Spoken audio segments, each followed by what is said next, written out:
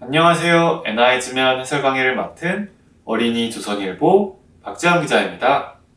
오늘 전해드릴 이야기는 늑대 로봇 콜레오에 대한 이야기인데요. 기사에 어떤 내용이 담겼는지 같이 한번 읽으면서 살펴보도록 하겠습니다. 첫 번째 문장 같이 천천히 읽어나가 보도록 하겠습니다. 검은 재킷을 입은 남자가 오토바이를 타고 거침없이 설원을 질주하고 있습니다. 그런데 이 오토바이 자세히 보니 바퀴가 아니라 다리가 달려 있는데요. 이 오토바이는 철컹거리는 기계음을 내면서 험준한 산을 걸어다니고 높은 장애물을 깡총깡총 뛰어넘기도 합니다. 이 로봇은 일본 가와사키 중공업이 4월 3일 공개한 사족 보행 로봇 콜레오인데요.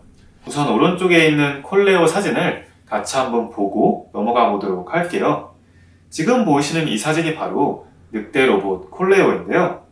일본 가와사키 중공업이 4월 3일 공개한 것입니다. 지금 보이는 사진을 보면 한 사람이 험난한 산 위에서 콜레오를 타고 있죠.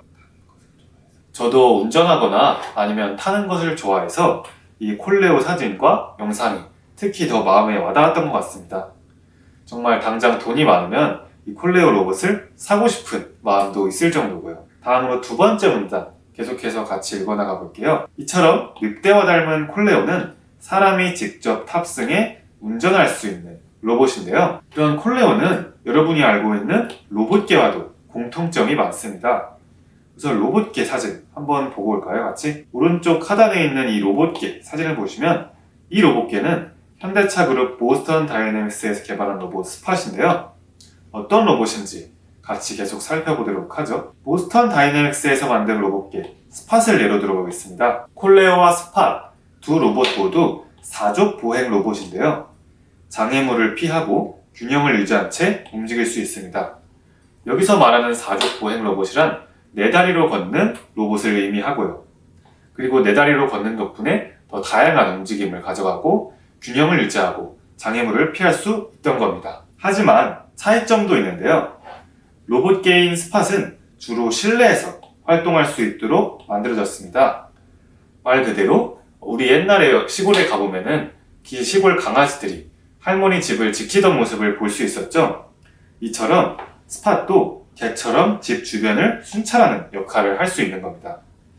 반면 늑대 로봇인 콜레오는 실외에서 사람이 타고 다닐 수 있도록 만들어졌는데요. 정리하면 개와 늑대의 차이처럼 스팟은 주로 실내에서 인간들과 같이 어울리면서 움직이게 되는 로봇이고 콜레오는 주로 실외에서 사람이 타고 다니는 로봇인 겁니다. 이처럼 공통점과 차이점을 정리할 수 있겠고요. 다음 문단 계속 읽어나가 볼게요. 콜레오의 가장 큰 특징은 탑승자의 몸 움직임에 따라 움직인다는 건데요. 이게 무슨 말인지 조금 더 살펴보도록 하죠. 예를 들어서 운전자가 몸을 앞으로 기울이면 콜레오도 같이 함께 앞으로 움직이게 됩니다.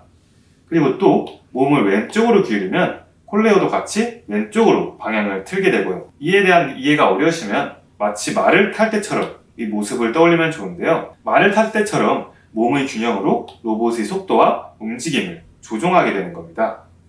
그러니까 쉽게 말해서 우리가 말을 탈 때 핸들을 돌리거나 하지는 않죠. 말을 탈 때 왼쪽으로 고삐를 돌리면 말이 왼쪽 방향으로 이동하고 아니면 몸을 앞으로 숙이면은 말도 함께 같이 전속력으로 질주를 하는 모습을 종종 보이곤 하죠. 이와 같이 늑대 로봇 콜레오도 우리가 일반적으로 생각하는 자동차나 오토바이처럼 운전하는 게 아니라 마치 말을 타듯이 움직일 수 있다는 겁니다. 그래서 가와사키 중공업은 가와사키 오토바이 기술과 로봇 기술을 결합한 새로운 형태의 이동수단이라고 설명했고요. 늑대 로봇을 타고 질주할 미래가 여러분 기대되지 않는지 한번 생각해보고 싶습니다. 다음으로 지식이 팡팡 문제 같이 한번 살펴보도록 할게요. 오늘의 지식이 팡팡 어휘는요. 가와사키 중공업이었습니다. 이건 일본의 회사인데요. 일본의 제조업 회사입니다. 가와사키 쇼조가 1896년 설립했고요. 회사명은 설립자의 성인 가와사키에서 따왔다고 하네요. 가와사키 중공업은 선박, 항공기, 철도, 오토바이, 엔진 등 수많은 기계장치를 제조하는 회사입니다. 다음으로 어휘력 쑥쑥 세 단어로 내려와 볼게요. 오늘의 첫 번째 단어는 바로 질주인데요. 질주란 병질자에 달릴 주자를 씁니다. 그래서 아주 빠르게 달린다는 뜻을 의미하는 단어고요. 예문을 한번 만들어 볼까요? 예를 들어서 늑대가 초원을 질주하고 있다 라고 쓰면 적확한 용어 사용이 되겠고요. 다음 두 번째 어휘, 보행을 한번 살펴볼게요.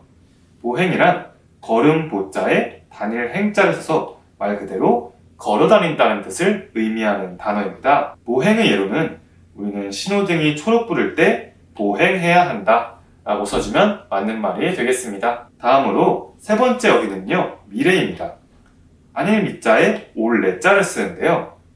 앞으로 올 때를 뜻하며 예문으로 재원이는 미래의 과학자가 되고 싶어 한다고 써주면 되겠습니다. 마지막으로 문해력 쑥쑥 세 문제 같이 살펴보면서 한번 풀어보도록 하죠. 첫 번째 문제입니다.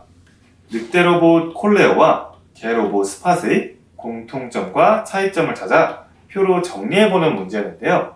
지금 영상에 보이는 표처럼 한번 콜레오, 스팟, 공통점, 차이점을 우선 적어주시면 되겠고요.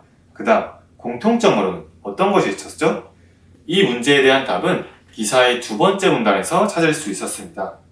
바로 이 부분인데요. 우선 사족보행 로봇이라는 점이 공통점이었고요. 장애물을 피하고 균형을 유지한 채 움직일 수 있다는 점도 공통점이었습니다. 그리고 차이점은 두 번째 문단 끝부분에 잘 정리가 되어 있었고요. 따라서 이 부분을 잘 정리를 1번 문제에 잘 정리를 해주면 되는데요. 우선 콜레오와 스팟의 공통점은 둘 다 사족보행 로봇이라는 점과 둘 다 장애물을 피하며 움직일 수 있다는 점을 정리해 주시면 되겠고요. 그 다음 차이점도 같이 적어볼게요. 콜레오는 1번 실외에서 주로 운영된다는 특징이 있었고요. 2번 오토바이처럼 타고 다니는 것이라고 정리할 수 있겠습니다. 그 다음 스팟의 특징으로는요. 스팟은 실내에서 주로 운용이 됐었고요.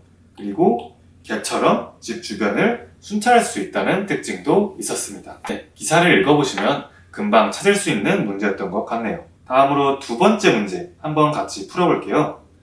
두 번째 문제는 콜레오는 어떤 방식으로 조종하냐는 문제였습니다. 이 문제에 대한 답은 기사의 세 번째 문단에서 찾을 수 있었는데요. 따라서 세 번째 문단의 내용을 두 번째 문제에 잘 정리해서 적어주시면 되겠죠. 세 번째 문단에서 첫 번째 문장은 콜레오의 가장 큰 특징이 탑승자의 몸 움직임에 따라 움직인다는 거였습니다. 우선 이 내용을 가지고 답안을 정리해 볼게요. 따라서 탑승자의 몸 움직임에 따라 움직인다. 그래서 몸을 앞으로 움직이면 콜레오도 앞으로 가고 왼쪽으로 기울이면 콜레오도 왼쪽으로 가는 방식이다. 따라서 추가적으로 부연 설명을 해주자면 말처럼 움직인다 라고 적어주시면 되겠습니다. 다음으로 3번 문제 같이 한번 살펴볼게요. 콜레오를 타고 모험하는 장면을 상상해서 그려보고 가족이나 친구에게 설명해보는 문제인데요. 우선 저는 다음과 같이 그려봤습니다. 이쪽에 이렇게 화산이 뿜어져 나오고 그리고 강이 흐르고 있습니다. 그리고 이 화산 너머에 거대한 금은 보화가 쌓여있다는 소문이 돌고 있고요. 지금 이렇게 보이는 게 그렇게 보이지는 않을 수 있지만 금은 보화입니다. 그래서 한 토끼가 오토바이 콜레오를 타고 여행을 떠나는 모습으로 한번 그려봤는데요. 여러분도 콜레오를 타고 모험하는 장면을 상상해서 가족이나 친구에게 설명해 보시면 좋겠습니다. 그리고 그린 그림을 메일로도 한번 보내주세요. 3번 문제의 정답은 정해진 게 없기 때문에 여러분의 창의성을 발휘해서 자유롭게 표현해내시면 될 것 같습니다. 네, 이상으로 오늘의 해설 강의 마치도록 하겠습니다. 감사합니다.